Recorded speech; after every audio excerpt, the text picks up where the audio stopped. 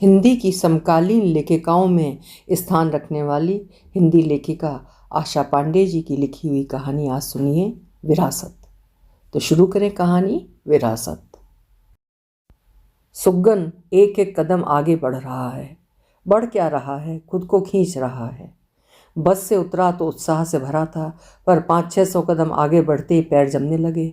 इतना वीरान रास्ता, कहीं गलत जगह तो नहीं उतर गया? ये नाला, ये चक्रोट, ये खेत वही तो हैं। नाले पर का पुल भी पार कर लिया। इसी पुल के दोनों ओर तो गुलाबी करने लगे थे। कहाँ गए अब? होश संभाला तब से देखा था, और पुल के उस पार आम की घनी बाग, जिसमें एक पेड़ की डालें इतने नीचे थीं कि बच्चे उचक कर उन्हें पकड़ लेते थे और झूलते रहते थे। कहाँ गई वो बाग? यहाँ तो सपाट मैदान पसरा पड़ा है, और इधर दाहिनी तरफ जो गांव है, इसके शुरुआत में ही तो था वो कुआं। हाँ, यही तो है कुआं, पर इससे लगी वो घनी पसवारी, एक भी बांस नहीं बचा।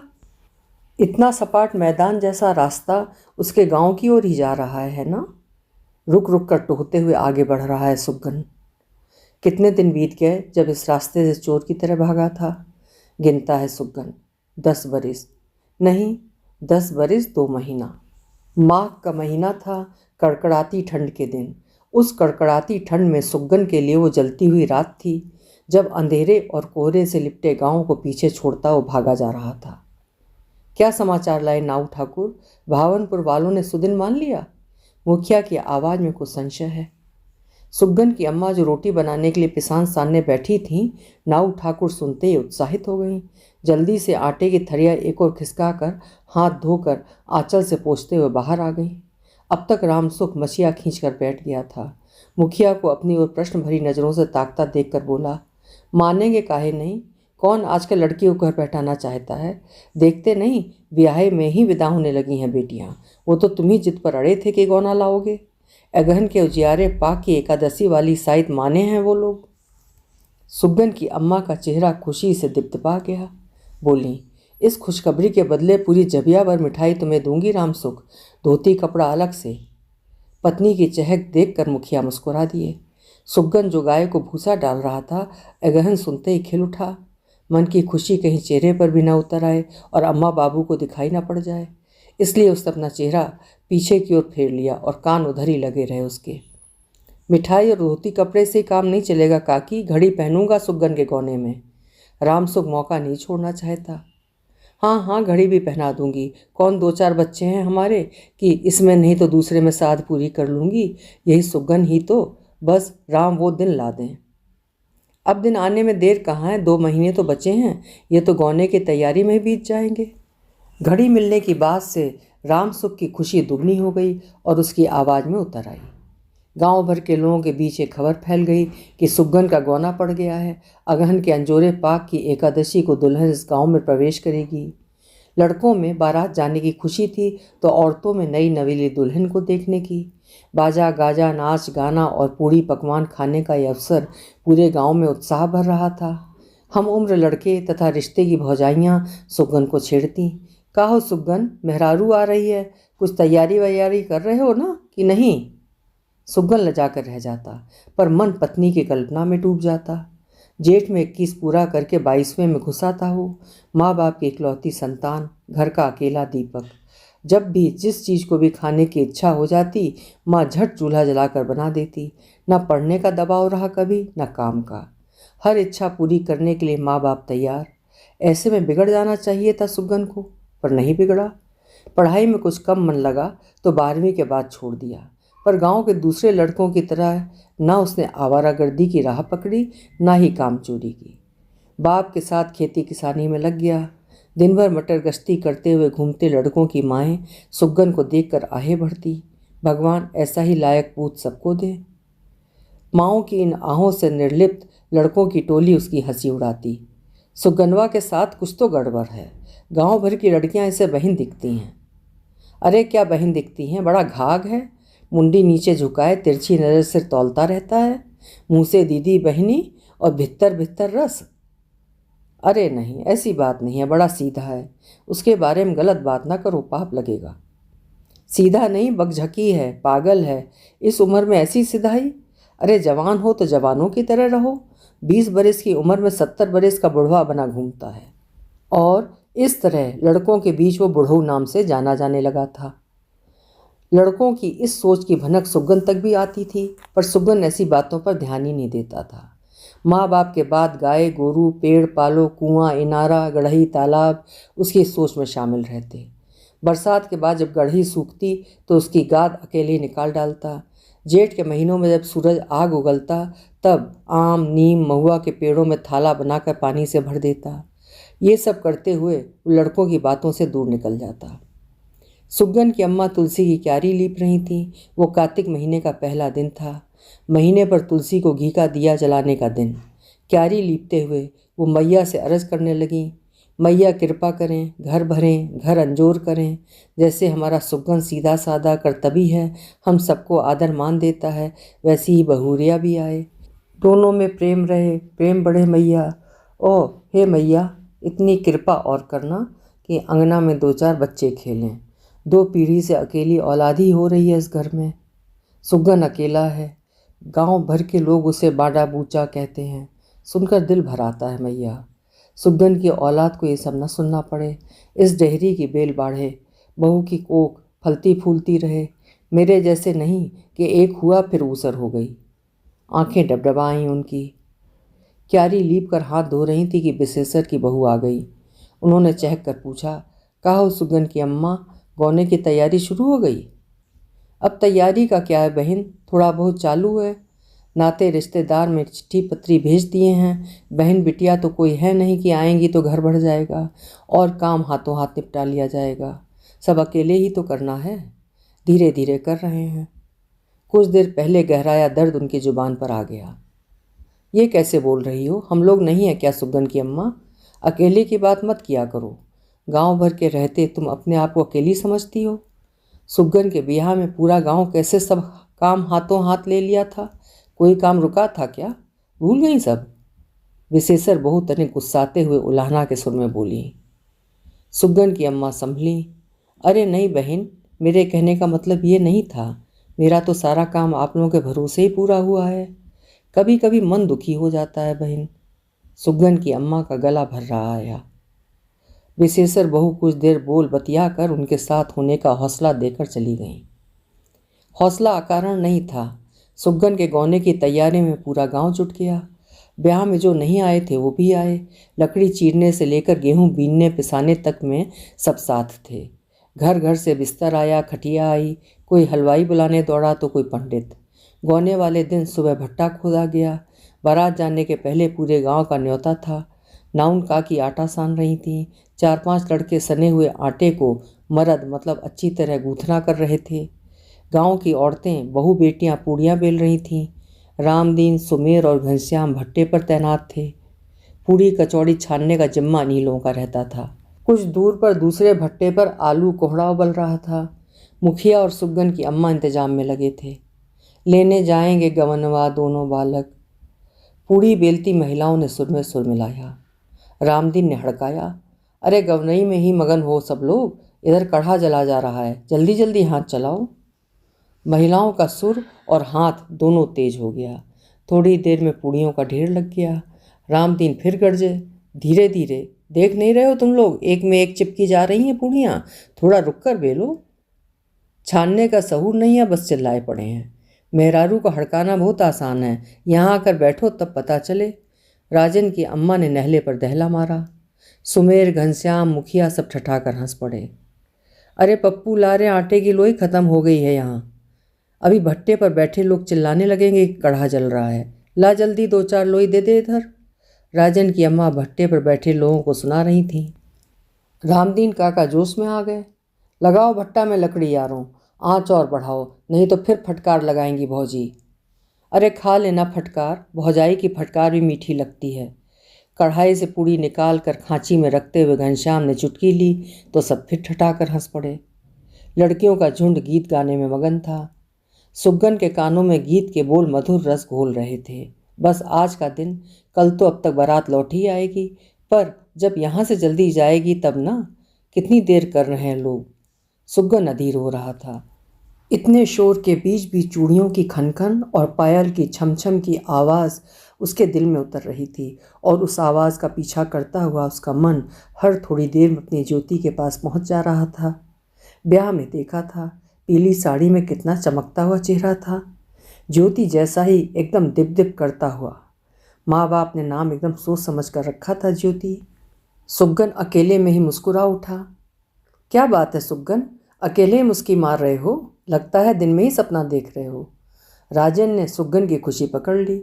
मोहन भी राजन के पास से खिसक आया। बस आज ही का दिन देख लें सपना, कल से तो आमने सामने बैठ के देखेंगे। राजन और मोहन एक दूसरे की हथेली पर हाथ मारते हुए हंस पड़े। मुस्कुरा सुग्गन भी दिया, पर भीतर भीतर झेप भी गया। दूसरे दिन का दोपहर सचमुच दिपदिपा गया द्वार।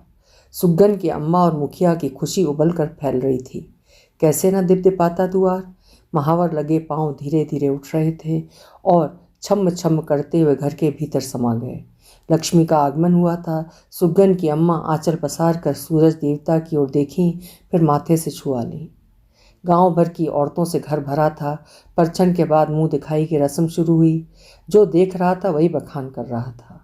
सुग्गन की अम्मा सोने की गौरी पूजी हैं, तभी इतनी सुंदर बहू मिली। नाक नक्श लंबाई गुराई किसी चीज़ में कम नहीं, ऊपर से पढ़ी लिखी भी, बीए पास है। सुगन से 2 दर्जा आगे तक पढ़ी है, और देखो तो साथ में सामान कितना लाई है।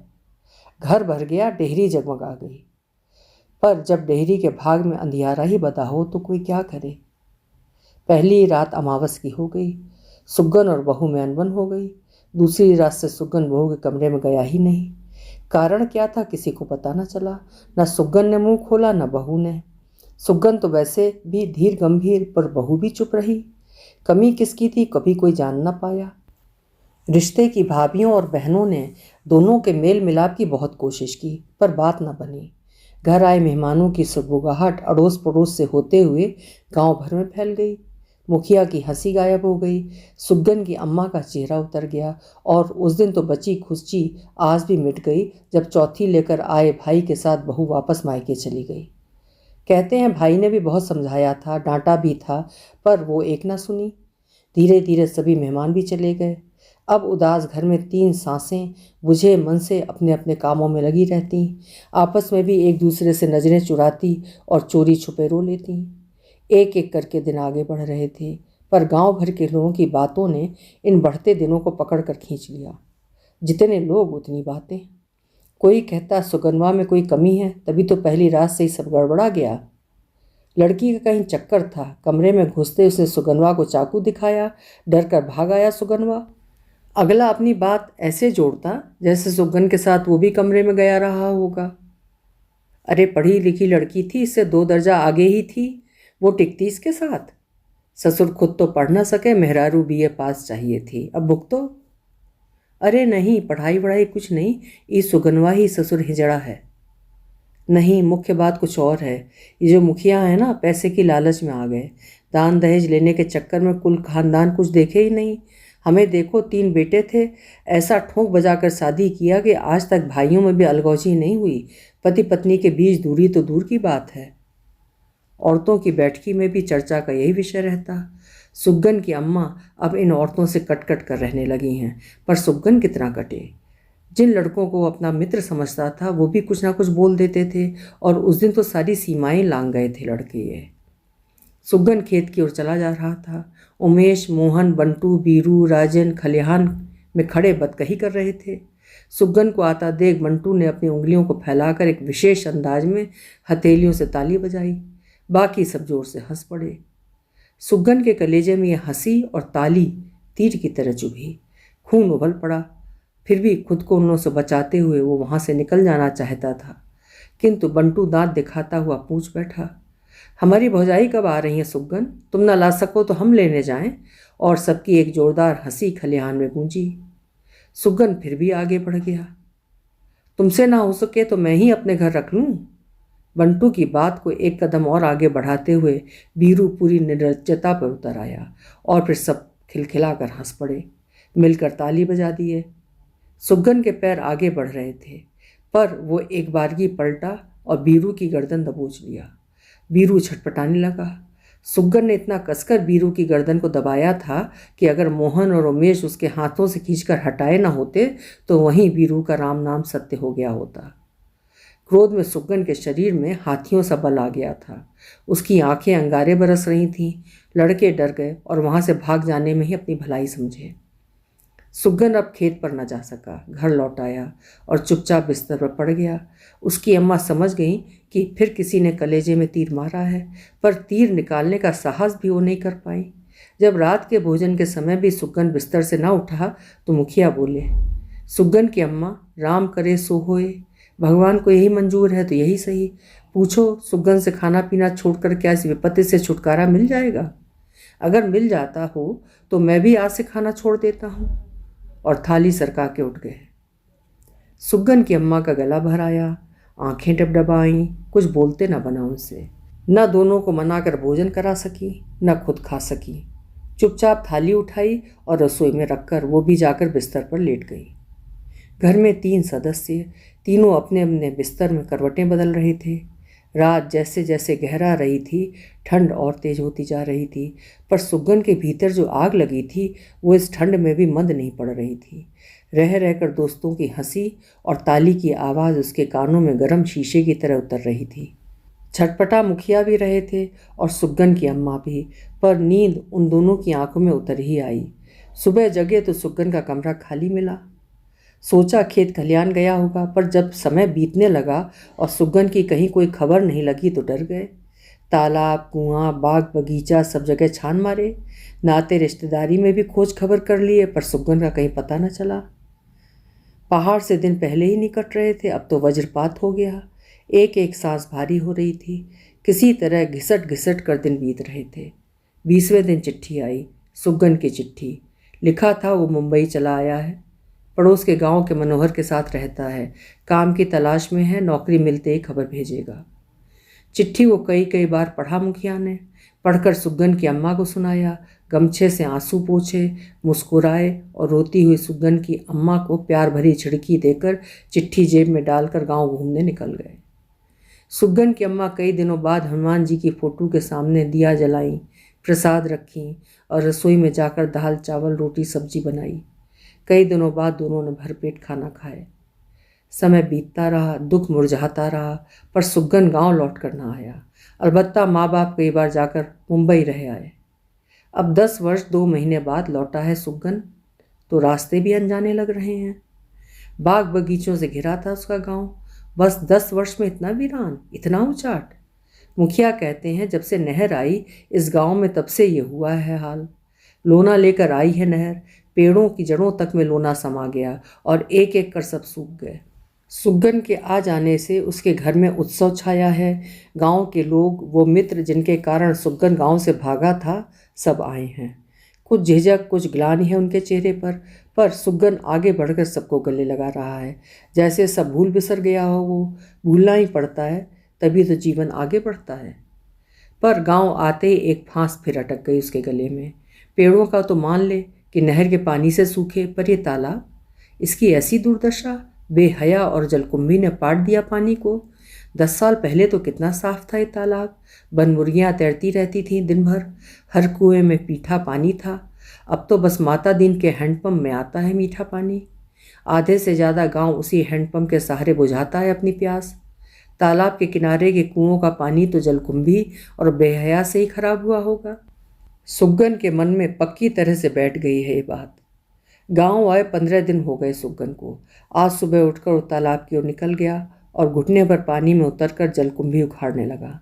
किसी ने उसके घर जाकर बता दिया। मुखिया तथा उसकी अम्मा दौड़े आए। क्या कर रहा है सुग्गन, निकल बाहर पानी से। जलकुंभी की जड़ें पानी में जाले की तरह उलझी रहती हैं, एक बार फंसा तो निकल पाना मुश्किल होगा। सुमेर की भैंस और राजन की पड़िया इसी जलकुंभी में उलझ गई थीं, नहीं निकल पाया कोई, अंत में मर ही गईं। मुखिया की आवाज़ में झुंझलाहट और बेबसी दोनों एक साथ उतरी। इसीलिए तो उखाड़ना जरूरी है बाबू, किनारे से शुरू किया है उखाड़ना, एक तरफ से उखाड़ता जाऊंगा और आगे बढ़ता जाऊंगा, जलकुंभी में उलझने का सवाल ही नहीं उठता। बड़ी शांति से जवाब दिया सुग्गन ने। लेकिन तुझे क्या पड़ी है, निकल पानी से बाहर। सुग्गन की अम्मा लगभग चीख पड़ी। पड़ी है अम्मा, ये देखने में अच्छा लगता है क्या? तालाब है तो पानी दिखना चाहिए, जलकुंभी और बेहया नहीं। पानी में झुका सुग्गन जलकुंभी उखाड़ते हुए बोला। जलकुंभी से तेरा क्या नुकसान हो रहा है? हो रहा है अम्मा, जब ये साफ हो जाएगा तब सबको इसका नुकसान समझेगा। अभी आदत पड़ गई है इस नुकसान के साथ जीने की। सुग्गन की अम्मा का चेहरा लटक गया। मानेगा नहीं ये सुग्गन के बाबू, भगवान का नाम लो और चलो यहाँ से। इसके जो जी में आए वो करे। ये पैदा ही हुआ है हम लोगों को परेशान करने के लिए। तमक कर वहाँ से चली गई सुग्गन की अम्मा। पीछे पीछे मुखिया भी चले गए। रामनाथ, नंदू, सुमेर और गोविंद का घर तालाब के किनारे है और दरवाज़ा तालाब की ओर ही खुलता है। अगर ये तालाब भट जाए तो उनका द्वार बड़ा हो जाएगा। बेहया और जलकुंभी ने धीरे धीरे ये काम करना शुरू कर दिया है। बची कुची कसर पुराने घर की मिट्टी फेंककर पूरा किया जा रहा था। अब सुग्गन का तालाब को साफ करने का ऐलान इन लोगों को गहरे दबाव में डाले हुए है। ये लोग चिढ़ रहे हैं और इनकी चिढ़ गांव भर में फैल रही है। मुखिया तक भी पहुंचती है ये बात। मुखिया सुग्गन को समझाने का एक और प्रयास करते हैं। तुझे क्या लगता है सुग्गन, ये बेहया और जलकुंभी अपने आप उगाए तालाब में? इसे लगाया है लोगों ने। लगाया है? किसने लगाया है बाबू? जिसके घर के सामने ये तालाब है वही लगाएगा ना, और कौन लगाएगा? लेकिन क्यों?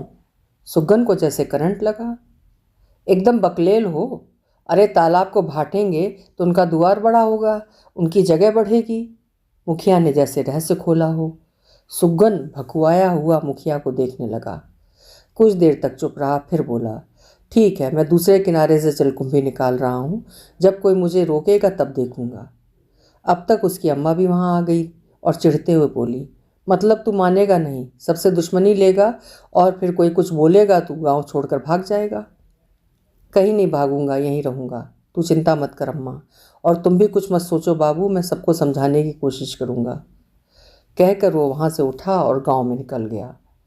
माँ बाप की बातों से वो कुछ चौंका जरूर था, लेकिन हताश नहीं हुआ था। हताशा तो मुखिया और सुग्गन की अम्मा के चेहरे पर झलक रही थी।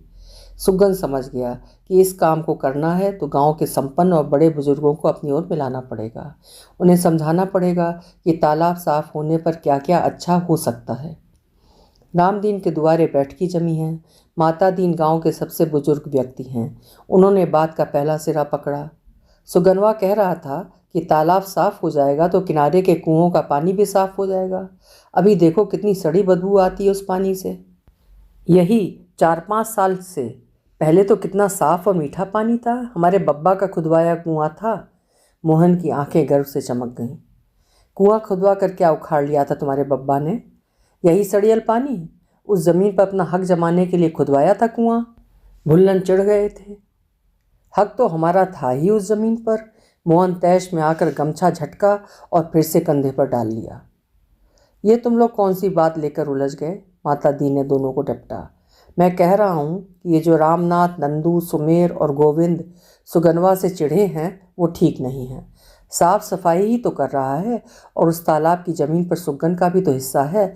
अब देखो आधे से ज़्यादा गांव हमारे ही हैंडपम्प से पानी भरता है। भरे कोई बात नहीं, पर ज़रा सोचो, अगर सुगन की बात सही हो गई तो तालाब के किनारे का दोनों इनारा साफ पानी से भर जाएगा। कितनी राहत मिलेगी सबको। और ये जो रामनाथ, सुमेर तालाब भांट कर अपना द्वार बड़ा करते जा रहे हैं, इन पर लगाम लगाना भी तो ज़रूरी है। आखिरी वाक्य को वो कुछ धीरे से रहस्य की तरह खोले। वहाँ बैठे लोगों के चेहरे चमक गए। मोहन फिर उचका। वही तो, परिवार के बंटवारे में हमारे बब्बा को मिली थी वो ज़मीन, पर छोटके बब्बा ने बेईमानी कर ली और उस ज़मीन पर घर बनवा लिया। नहीं तो हमारा घर होता वहाँ। तुम्हारा घर होता तो तुम द्वार बढ़ाते, तुम तालाब पे कब्जा करते। नहीं कर पाए तो छौंछिया रहे हो। अब तक चुप बैठे विशेषर से न रहा गया। विशेषर की बातों से मोहन का चेहरा तमतमा आया, लेकिन कुछ सोच कर वो चुप रह गया। तुम लोग यार बेकार की बदकही में ही लग जाते हो, मुद्दे की बात पर तो आते ही नहीं हो। माता दी ने एक बार फिर सबको फटकारा और कुर्ते की जेब से चुनौती निकाल कर रामदीन को देते हुए बोले, तनिक सुरती बनाओ रामदीन, बहुत देर से तलब लगी है। आगे बढ़कर रामदीन ने चुनौती लिया और सुरती चून निकाल कर हथेली पर रगड़ते हुए बोले, वो तो ठीक है, लेकिन इनारा साफ भी हो जाएगा तो क्या फ़ायदा? रस्सी से पानी खींचने की तो आदत रही नहीं अब किसी की। हैंडपंप और सबमर्सिबल अर्थात सबमर्सिबल ने सब जो छुड़वा दिया। मीठे पानी के लिए दर दर भटकने से तो अच्छा है कुएं से पानी खींचना। फिर से आदत पड़ जाएगी। नहीं तो सुगन कह रहा था मिलकर टुल्लू पंप लगा दिया जाएगा। अब तक सुरती बन चुकी थी। रामदीन की हथेली से चुटकी भर सुरती लेकर माता दीन ने अपने होठों के नीचे दबाया और पैर उठाकर खटिया पर सधकर बैठ गए। विशेषर बोले, कुछ भी कहो, सुगनवा धुन का पक्का है। मुखिया ने लाख समझाया पर उसने बात ना सुनी। अकेले आधे तालाब की जलकुंभी उखाड़ डाला। सुन रहे हैं सावन भादों में पेड़ भी लगाएगा गांव में।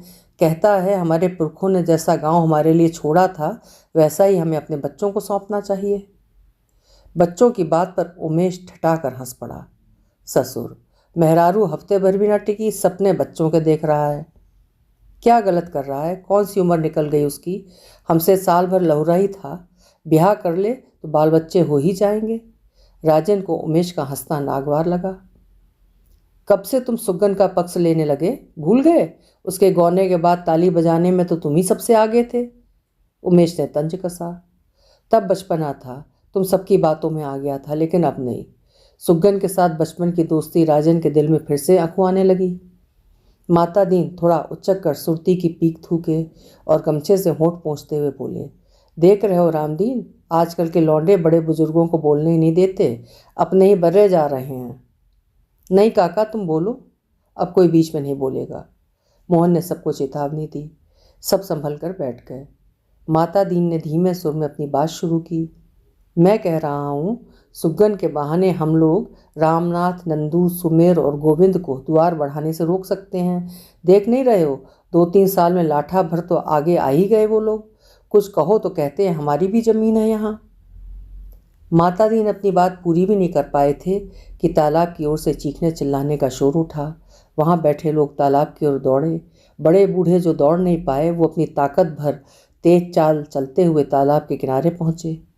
गोविंद सुगन को पटक कर मार रहा था। मुखिया गोविंद को खींच रहे थे। अब तक मोहन और राजन पहुंच गए। दोनों ने मिलकर सुगन को गोविंद की पकड़ से छुड़ाया। गोविंद फनफना रहा था, हिजड़ा ससुर, जलकुंभी उखाड़ने आया है, महात्मा गांधी बन रहा है। साले इसी तालाब में खन के गाड़ दूंगा। कौन पैदा हुआ है गाड़ने वाला, मैं भी तो देखूं। अब बोले तो जबान खींच लूंगा। मुखिया दहाड़े। जबान खींचने का इतना ही शौक है तो अपने बेटे की जबान खींचो मुखिया। हमारे दुआरे पर जलकुंभी उखाड़ने आया है। सुमेर भी झगड़े में कूद पड़ा। तुम्हारे द्वारे पर नहीं, तालाब से जलकुंभी उखाड़ रहा हूँ। कटे होंठ से बहते खून को बाजुओं से पोंछते हुए सुगन फिर आगे बढ़ा तो सुगन की अम्मा दौड़कर उसका हाथ पकड़ ली और उसे घसीटते हुए पीछे जाकर खड़ी हो गई। हमारे मुहारे पर जलकुंभी रहे या बेहया, तू कौन होता है उखाड़ने वाला? हे गोविंद, संभल कर बात करो। तालाब की जमीन में हमारा भी हिस्सा है। सड़कर गंधा रहा था तालाब, वो साफ ही तो कर रहा है। वो भी तुम लोगों से देखा नहीं जाता। और एक बात कान खोलकर सुन लो, कभी ये मत सोचना कि सुगन अकेला है तो तुम मार लोगे उसे। सुगन को मारने के लिए मेरी लाश पर से जाना होगा, समझे? मुखिया अपनी ताकत भर दहाड़े। उधर गोविंद सुमेर भी पीछे नहीं रहे। अब तक लाठी के सहारे चलते हुए माता दीन भी वहाँ पहुँच गए और गोविंद को हड़काए। कौनो चोरी डकैती किया है सुगनवा, जो पटक कर मार रहे हो तुम? तालाब ही तो साफ कर रहा है। अब तक 2 भैंस और 1 पड़िया इसी जलकुंभी में फंसकर मरी हैं। किसी को आई थी सुधि कि इसे उखाड़ दिया जाए? अब जब सुगन उखाड़ रहा है तो तुम सब उसके पीछे पड़े हो। गढ़ई तालाब में भैंस को छोड़ने की क्या जरूरत है काका? खूंटे से बांध कर रखना चाहिए। सुमेर अभी भी तैश में है। कैसी बात करते हो सुमेर? भैंस गढ़ई तालाब में नहीं बैठेगी तो कहाँ बैठेगी? और तालाब तो देखो, जहाँ से जलकुंभी निकल गई है वहाँ कितना अच्छा लग रहा है। साफ हो जाएगा तो गांव भर के जानवर यहाँ पानी पी सकेंगे जैसे पहले पीते थे। गांव भर के जानवरों के प्यास का ठेका क्या हम लोग ही लिए हैं कि यहीं हमारी खोपड़ी पर सब पानी पिएंगे? गोविंद शांत हुआ था पर फिर से उखड़ गया। तुम्हारी खोपड़ी पर क्यों पिएंगे, तालाब में पिएंगे। रामदीन ने माता दीन की बात को आगे बढ़ाया। एक के बात है, यहीं हमारे घर के सामने कचबच शुरू रहेगा दिन भर। गोविंद का तैश बरकरार है। एक के बात कैसे है गोविंद? तालाब के किनारे घर बनवा के पूरे तालाब को अपना समझे बैठे हो। समझने जैसा क्या है, हमारा हिस्सा है यहाँ, हम यहाँ आबाद हैं। नंदू और सुमेर दोनों एक साथ बोल पड़े। कितना हिस्सा है तुम्हारा? पुरखों के ज़माने से बढ़ते बढ़ते धूर भर ज़मीन आएगी तुम्हारे हिस्से में। लाठा भर से ज़्यादा आगे बढ़ाए हो तुम लोग, कितना कब्जी आओगे? और हाँ, यहाँ आबाद कैसे हो? ये आबादी की जगह नहीं है, पहले यहाँ बगिया थी, गांव भर का हिस्सा है इस ज़मीन पर, और तुम लोगों से ज़्यादा हिस्सा यहाँ मुखिया का है। एक बात और ध्यान से सुन लो, शायद भूल गए हो तुम लोग, इस तालाब की ज़मीन पर आधा हिस्सा हमारे परिवार का है। कचहरी जाकर नकल निकलवा लो, अपना हिस्सा देख लो, तसल्ली हो जाएगी। और मैं माता दीन इस ज़मीन के आधे का हिस्सेदार आज पूरे गांव के सामने ललकार कर कहता हूँ कि सुगन जलकुंभी साफ करेगा। है कोई माई का लाल जो पहले आकर मुझसे निपटे? शांति से सफाई होने दो तुम लोग, नहीं तो कत्ल हो जाएगा यहीं। माता दीन की कड़कती रौबदार आवाज़ के आगे पूरा गांव सन्न रह गया। सुमेर, गोविंद, नंदू और उनके बच्चे धीरे धीरे वहाँ से खिसकने लगे। बाकी गांव के लोग वहीं डटे रहे। सुगन जलकुंभी उखाड़ने उतरा तो माता दीन ने और 2-3 लड़कों को डपट कर जलकुंभी उखाड़ने के लिए तालाब में उतारा। दोपहर तक बची खुची जलकुंभी भी उखड़ गई और तालाब साफ हो गया। सुगन खुश है, तालाब से दूर बने घर खुश हैं। मायूसी केवल तालाब के किनारे पसरी है। अब गांव 2 गुटों में बंट गया है। एक गुट माता दीन का है जो सुगन के साथ है, दूसरा गुट गोविंद का है जो सुगन का विरोध करता है। पर माता दीन के गुट का पलड़ा भारी है, इसलिए सब चुप रहते हैं। लेकिन शीत युद्ध तो छिड़ चुका है। सुगन न गुटबंदी चाहता है न शीत युद्ध, इसलिए अपनी तरफ से वो गोविंद और सुमेर से भी बात कर लेता है और उन लोगों की कटखनी आवाज़ को हंसकर सह जाता है। जलकुंभी उकड़ने के महीने भर बाद एक अच्छी बात यह हुई कि कुएं के पानी से जो दुर्गंध आती थी वो कम हो गई। तालाब में पहले से पानी कम ही था, पर चैत बैसाख की तेज धूप जब सीधे पानी पर पड़ी तो धीरे धीरे तालाब पूरा ही सूख गया। अब तालाब से गाद निकालने का काम शुरू करना था। सुगन ने एक दिन शुरुआत कर दी।